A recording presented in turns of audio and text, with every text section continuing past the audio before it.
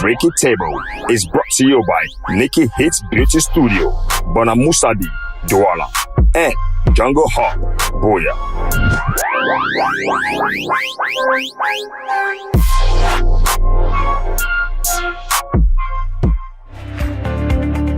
Welcome to Freaky Table. My name is Joan Gomba, and I'm joined by Yana Jr. But hey, we got another guest in the building. He is Snypes Murdock. I hope I'm pronouncing the name right. Yes. So Snypes Murdock is in the building. He's the director of BET Digital Original. And he's here for the CAMIF. That's the Cameroon International Film Festival 2021, which kicked off April 2019 and ends today, April 24th.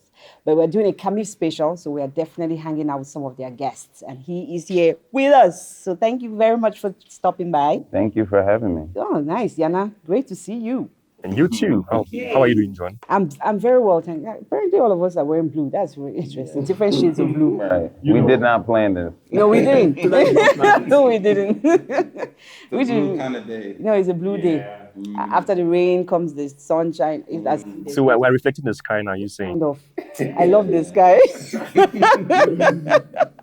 But it's good to have you. Welcome on Freaky Table, all the way from the USA. They call it Uncle Smith. He's here, or Uncle Sam. Yeah, that's the way they call America. It's like Uncle Sam. It's the US of A.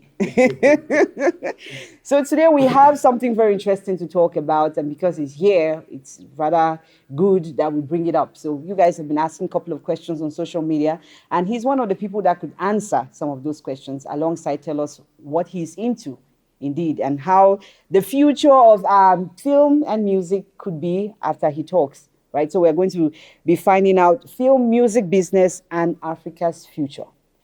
All right, so Snipes, I think this man is good. This is the digital guy on set, by the way. So just know that every statistics on Twitter or Facebook, whatever thing that you want to know, he's the man. Good. So we have Koi Longe, who is also a host. Unfortunately, he's under the weather, so he cannot join us today. Okay. But you can deal with us. That's fine.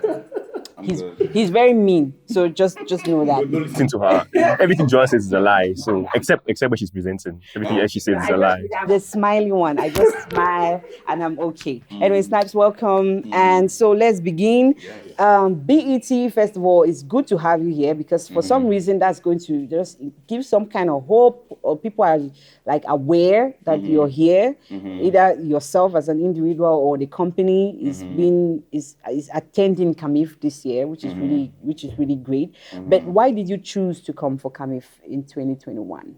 I chose because I understand that there is a connection needed for African Americans and actual Africans to connect. And the best way to kind of do that is over entertainment and film and content and in music. Yeah. So if I can do the literal homework by coming overseas, seeing all the talented folks like yourself, and see what countries like Cameroon have to offer, and see whatever little part I can do to contribute to that. And hopefully that'll set a bridge over the years and decades, as we were talking about, a divide between, America and Africa, and those two continents. Yeah, the fact that, well, definitely, we spoke before we are on set. So, but the fact that most Americans actually see Africa as a country and not as a continent with various, like 53 countries in it,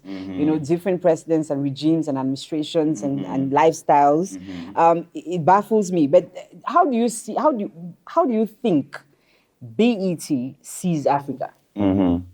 They see it has a continent for sure. Amen. They could not be Black entertainment television without seeing Africa for what it actually is, as far as a continent with several countries on there. We're doing a lot of work as far as trying to expose our audience to African entertainment. It's a slow process, I'm sure, and the team on the international team is doing a hell of a job trying to connect those dots. Right. So before I let Diana speak, I just want to ask, because I'm looking at the title here, the director of BET Digital Original. What does that even mean? And how does Africa come into play with that? So it's basically it's literally that the originals that are being mostly published on our social channels. So just original series that have no affiliation with with the other departments as far as the cable network. So there is an affiliation as far as branding and the type of content, but it's its own sort of. It's almost the best way to kind of view it is like its own channel of BET. So, which basically means it's leveraging the digital ecosystem to make BT more relevant in this day and time. Is that basically the main purpose, because of how much we have younger audiences who may not really understand BT, the traditional BT, what BT is traditionally. So is BT using this digital arm as a way to attract younger audiences and also find a new way of putting themselves out there as Black Entertainment TV? I think it's more so that is a consequence of promoting or doing content digitally. I think that's more of a consequence that a younger audience is being attracted to it. I don't know if it was necessarily done to particularly be relevant, but it was just the need to create more content in that space. And at the time, we knew that we needed to create content for that. And how we execute it's differently. But there's so many stories with Black folks, and if this is another opportunity to share some of those stories and to share those point of views, then let's take advantage of that opportunity. So I think it was more viewed that way. I mean, speaking of, you've talked about advantages and opportunities, and looking at how much the movie industry and music has really moved and morphed into something which it's uncontrollable, where it's very fragmented with different audiences and different tastes, and we have now more video on demand platforms, and also with BT Digital. You said we don't have any more video? No, I'm saying with moving towards video on demand platforms. Yeah, absolutely. So my question is how I mean, you're here for Kamif right now, and your presence is very relevant in terms of, and very timely in terms of how much our ecosystem is growing. Yeah, I mean, it's definitely empowering when now that technology, you can basically do everything on your own, put it out there, and create your own audience. And it's always best that you create your own audience and have people see. It's better for those particular gatekeepers that you may be referring to, that they see there's a whole section, a whole population, a whole race even doing something on their own, and they're happy with it on their own, and they love this content, and they're feeding off of it. Hey, how can we invest in that, or how can we buy into it? It's always better to proposition that way as opposed to, hey, I need to prove to you that this is great.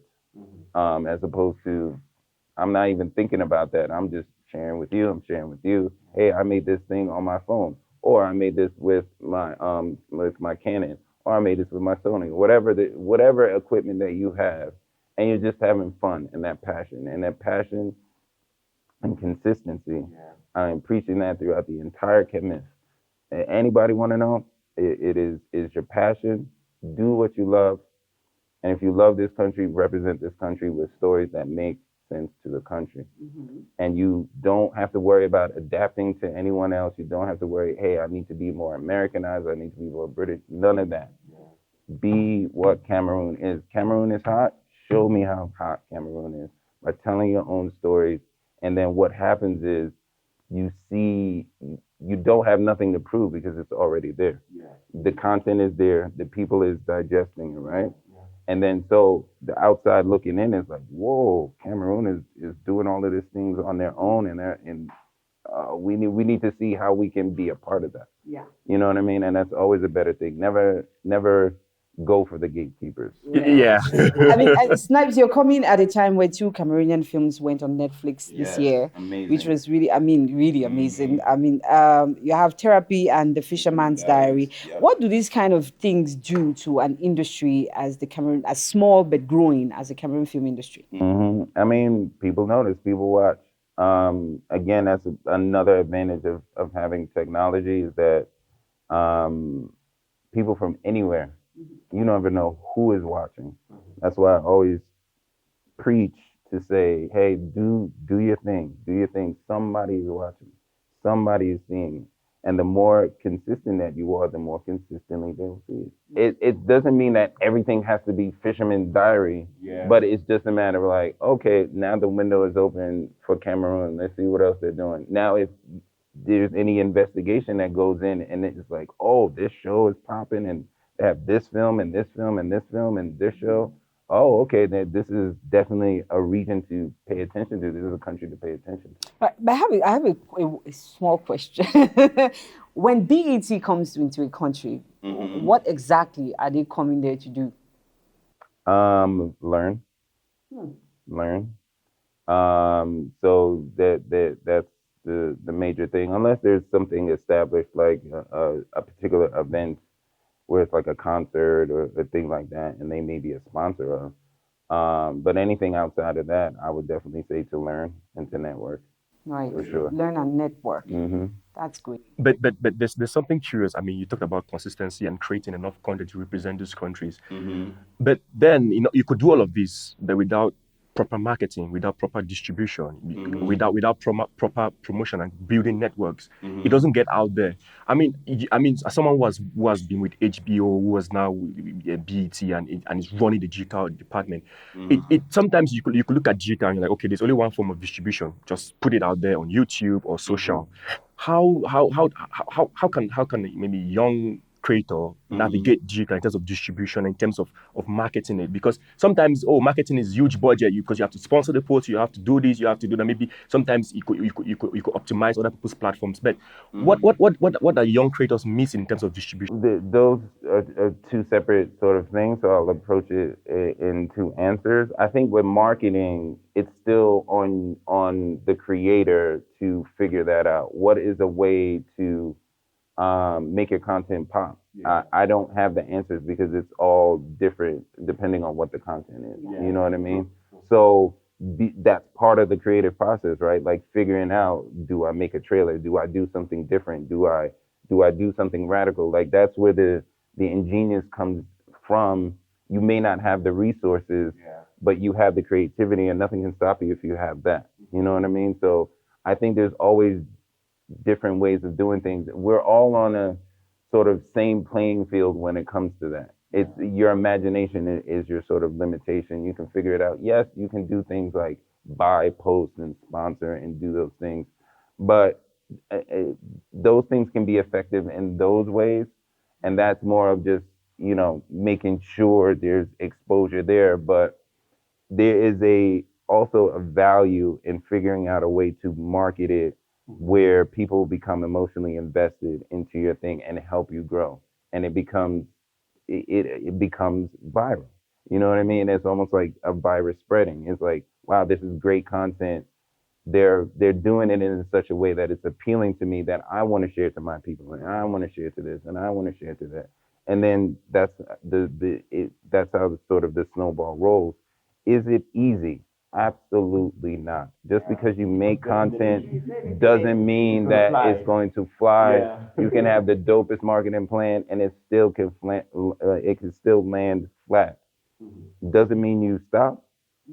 That's where the consistency comes in. And you can only be consistent about something that you're passionate about. If you're just like, man, it just didn't work out, but I really believe in this story. I really believe in it. All right, let's just figure it out again. And you do what you need to do, and you consistently do that. Trust me, at some point, something has to give in regards to that. And I think that's just a good rule just in life to begin with. If you're doing something that you're passionate about, just like you guys are here, you're doing something that you're passionate about. This show, Freaky Table, you're passionate about it. It gets bigger every day, right? Because you guys are consistent. and because you guys are passionate about it, and I'm sure your audience loves you for that. So, I mean, that's pretty much it when it comes to that. Now, as far as distribution goes, again, to me, if you do all of these things that I said before, as far as, you know, figuring out creative marketing, being consistent, having your passion, those distributors, and there's more every day, are always looking for content. And if it makes sense to them that there is going to be money to be made, because we have to remember, we can be so passionate about our things, but at the end of the day, there's still a bottom line that needs to be answered to. They can see that if there is a whole population being behind pieces of content. Yeah. You get what I'm saying? So they're like, oh, that's good. Let them attract the business to you when it comes to that, and be prepared when it does to be like, to figure out what it is that you want that distribution relationship to be. Right. So I watch BET Africa, and most of the content on BET comes from two countries in Africa, South Africa and Nigeria. Okay. Why is that? First of all, because the rest of the African countries feel like, you know, don't use Africa, and then you're focused on two countries. Two countries are not Africa. And there's no other content from any other country. And so, you know, my question is, how does BET intend to expand beyond Nigeria and South Africa? Okay. At least for BET Africa. I mean, if you have Africa tagged to your name, you should be focused on the entire continent. So I don't know if I can answer that question in particular, We're going to listen. because that is a team in itself, the international team.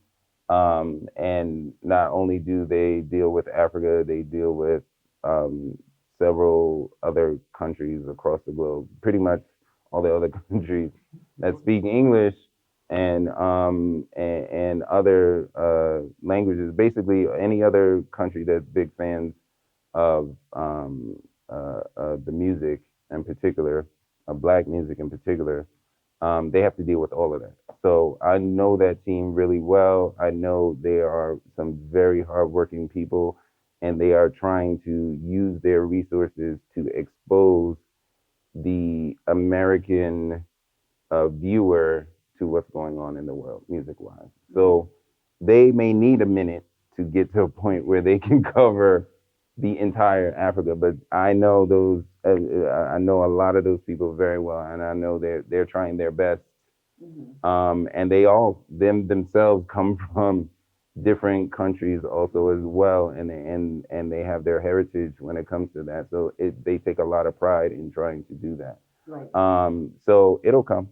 Okay. It'll come. It'll Fingers come. crossed. For sure. Fingers crossed. Fingers crossed. But recently, And that's not the not to belabor the point, but that's not going to be the only place that can showcase African content. clearly not. I mean, no, the thing about, we are very excited when we have a Black entertainment. So it represents your skin tone, represents your culture and everything. So when something comes in and they are ignoring you or snobbing you, you feel hurt. Like, you're like, what the hell? I would caution you to not see it that way. Or you're telling me not to get hurt. I'm not. Or not to I know I continue can't. to be No, hurt. I can't tell you how to feel, but I can say for sure that it's not done with the purpose of snubbing. It's not done with the purpose of ignoring. It's, again, there's a challenge when it comes to resources. It's a challenge when it comes to, it's not infinite money that they're dealing with, and you're expecting that team to cover the globe without necessarily global resources. Right. You get what I'm saying? So there's a challenge with that, and even with that, there's still. I'm more so impressed by how much they're actually able to do with what they have, as opposed to the reverse. So never see it for. I'm imploring to never see it as them being negative as far as I don't want to do that, because they are so not like that. I'm really serious about how they're not like that. It's just all of these things they have to juggle. We have to juggle this, we have to juggle that, and then we have to answer to other folks that may not necessarily understand the full thing, like how they do and So, how we do. basically, I mean, these two countries are countries where the biggest players who come to the continent really go invest in. So, is BT looking at it in such a way where this is where we can get the most out of our investments at the beginning, and whilst looking forward to investing in other countries? That I can't. I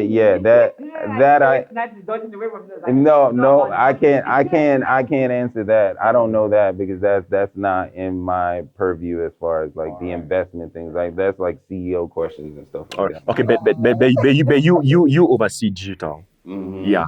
So you being in Cameroon right now for the Cameroon International Film Festival, are you having thoughts about this about Cameroon, the movie industry, the music industry, because these are the biggest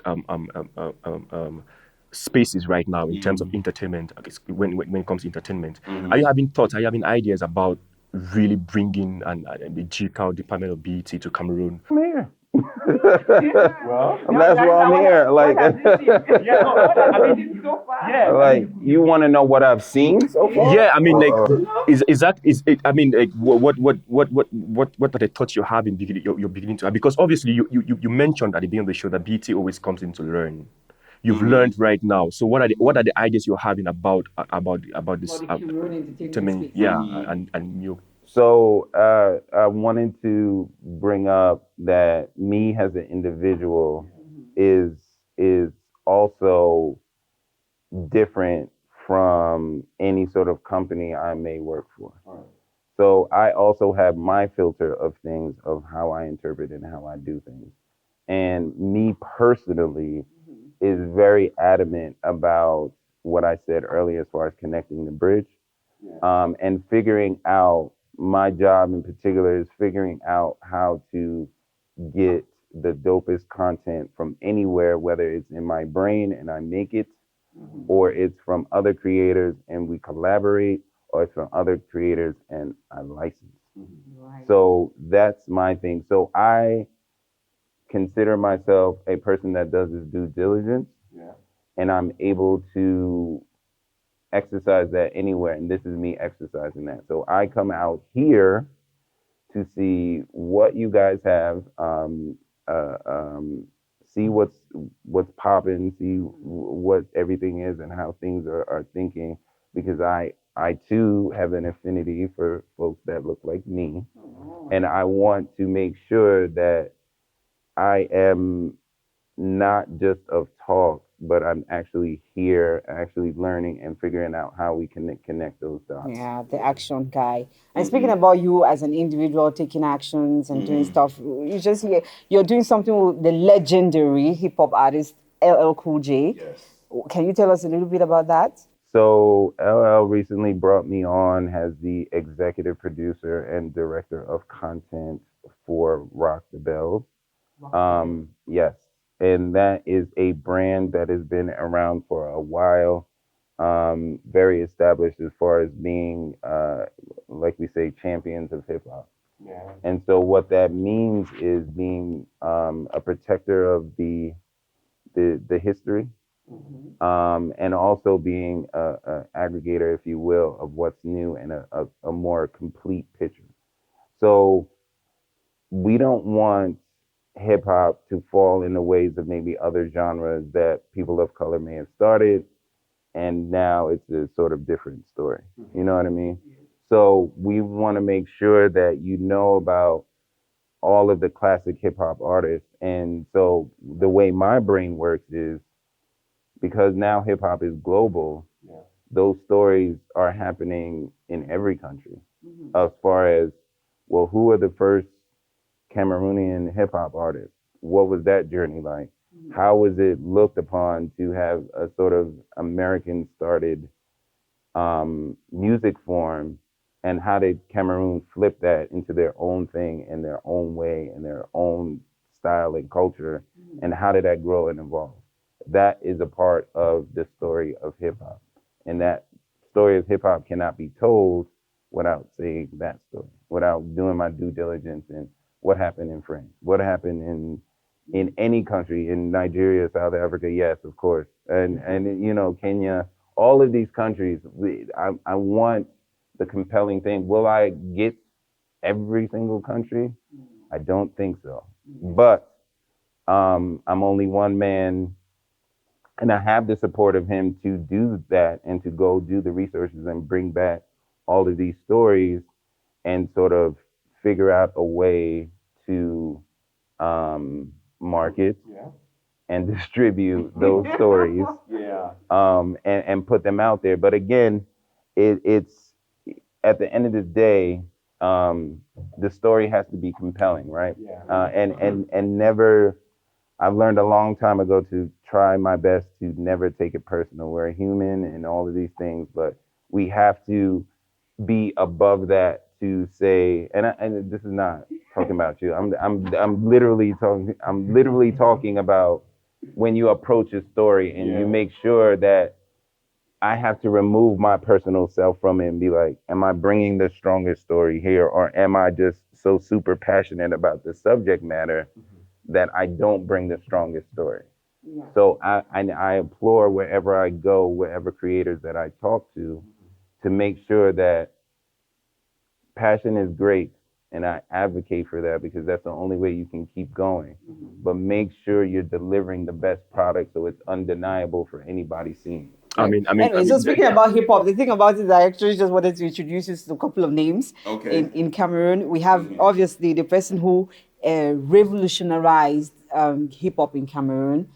His name is Jovi, Jovi. They call him Le Monstre because he produces as well. So we have Stanley Eno, who won the Mamas back in 2014, I think. Jeff, next rated. See, I'm learning. I think a notepad or something. So we have Young Holiday. There's Wan Shea. There's a female artist, female hip hop artist, Askia. Is that who performed last night in Cameroon? Who performed last night? It's Salatiel. No. There's a female. Oh, that's a Wube, I think. She's dope. I like her. Right. Yeah. Good. So we have this. I would really love for you to, take some time off to find out these people. They are very available on YouTube. By the way, you can send me a DM. I'll send you names. You can go on YouTube and check them out. But guys, there's so much more we can learn from Snypes Murdock. Please follow him on Instagram. I think the name is Snypes Murdock. Instagram, Twitter, any social. I'm at Snypes Murdock. Please follow him there. He will answer a couple of the questions that we haven't asked yet. And he's very, very open to perhaps follow you back.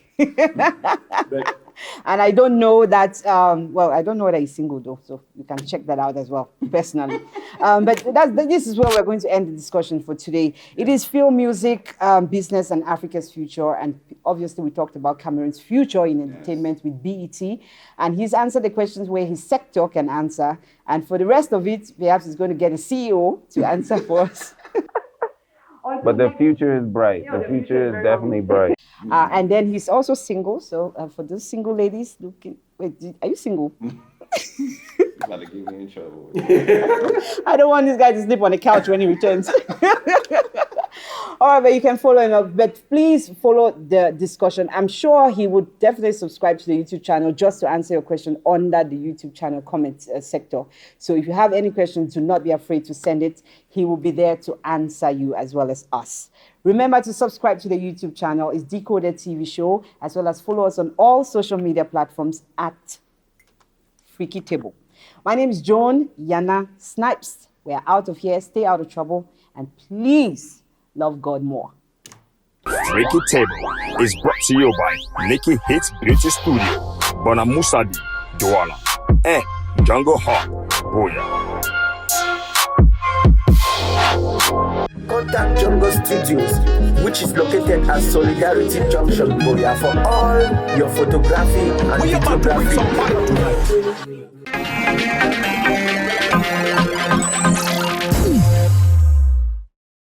Thanks for watching the dopest TV show right now. And don't forget to subscribe so that you can continue seeing our beautiful faces. Scratch that, my handsome face.